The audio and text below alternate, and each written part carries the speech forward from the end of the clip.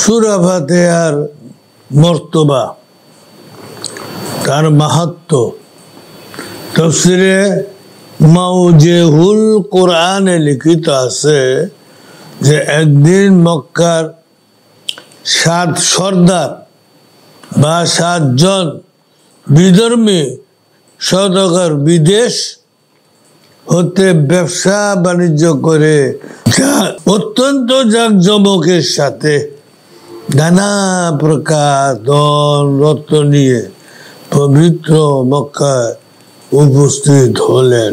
তাদের অতুলনীয় ধন ভান্ডার ধনরাজি দেখে হযরত মুহাম্মদ সাল্লাল্লাহু আলাইহি সাল্লামের সাহাবাগণ মনে মনে চিন্তা করতে লাগলে, সত্য ধর্ম পালনকারী মুসলমানগণ দরিদ্র অবস্থায় কত কষ্ট পাচ্ছে, আর কাফেরগণকে খোদা তাআলা এত ধন রত্ন দিয়েছে, নানা প্রকারের সুখ ভোগ করে বেড়াচ্ছে।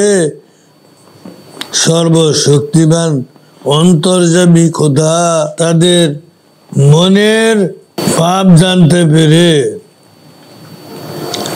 যখন মুমিন ইমানদাররা কাফের মুশরিকদের ব্যবসা বাণিজ্য দেখার পর মনে মনে ভাবতেছিল, আমরা ঈমান আনলাম আরো এরা ঈমান আনে না, তারপরও তারা এত জাঁকজমক ব্যবসা বাণিজ্য করে আসে, আর আমাদের অবস্থা এই। মনে মনে ভাবছিল। তখন সর্বশক্তিমান অন্তর্যামী খোদা তাআলা তাদের মনের ভাব জানতে পেরে তাদেরকে প্রবোধ দিয়ে সন্তুষ্ট করার জন্যে সূরা হিজরের 87 নম্বর আয়াতটি নাজিল করেন। বিসমিল্লাহির রাহমানির রাহিম। ওয়ালাকাদ আতাইনাকা সাবআম মিনাল মাসানি ওয়াল কুরআনাল আযীম। অর্থাৎ নবীজিকে লক্ষ্য করে বললেন, হে রাসূল, আমি আপনাকে দিয়েছি 7 আয়াত, যা বারবার তেলাওয়াত করা হয়, এবং দিয়েছি মহান কোরআন। সুবহানাল্লাহ।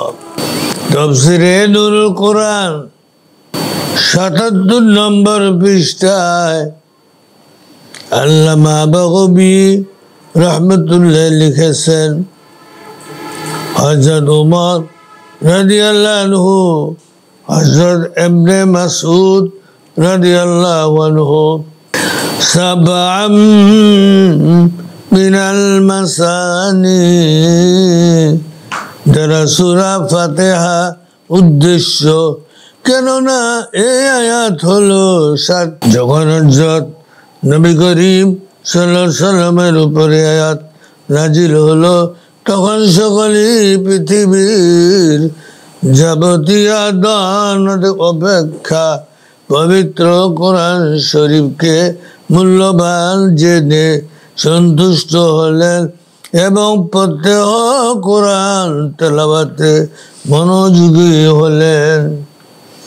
আল্লামা ইবনে কাসির রাহমাতুল্লাহ আলাইহি তার ব্যাখ্যায় তাফসীর ইবনে কাসির 16 নম্বর পারায় বুখারী শরীফের সংকলিত একখানি হাদিসের উদ্ধৃতি দিয়েছেন, যা বুখারী শরীফ প্রথম খণ্ড 642 নম্বর পৃষ্ঠায় হযরত আবু সাঈদ ইবনে মুআল্লা রাদিয়াল্লাহু থেকে বর্ণিত।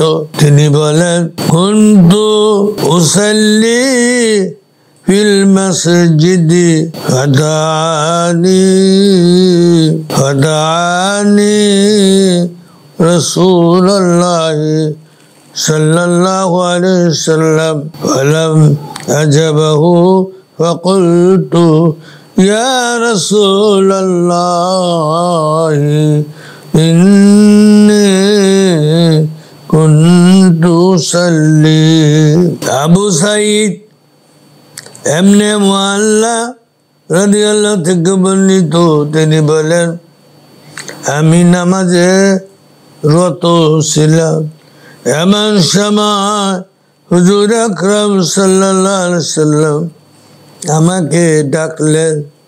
নামাজে রত থাকার কারণে আমি ইশারা দিতে পারলাম না। নামাজ শেষ করে আমি তার দরবারে হাজির হলাম। তিনি আমাকে জিজ্ঞাসা করলেন, তখন কেন আসলে না যখন আমি তোমাকে ডেকেছিলাম? তখন সে বলল, আমি আরজ করলাম, ইয়া রাসূলুল্লাহ, আমি নামাজে ছিলাম। তখন তিনি ইরশাদ করলেন, নবীজি তখন বললেন, তুমি কি আল্লাহ পাকের এই বাণী শ্রবণ করনি? অর্থাৎ, হে মুমিনগণ, তোমরা আল্লাহ ও রাসূলের ডাকে সাড়া দাও যখনই তিনি তোমাদেরকে ডাকেন।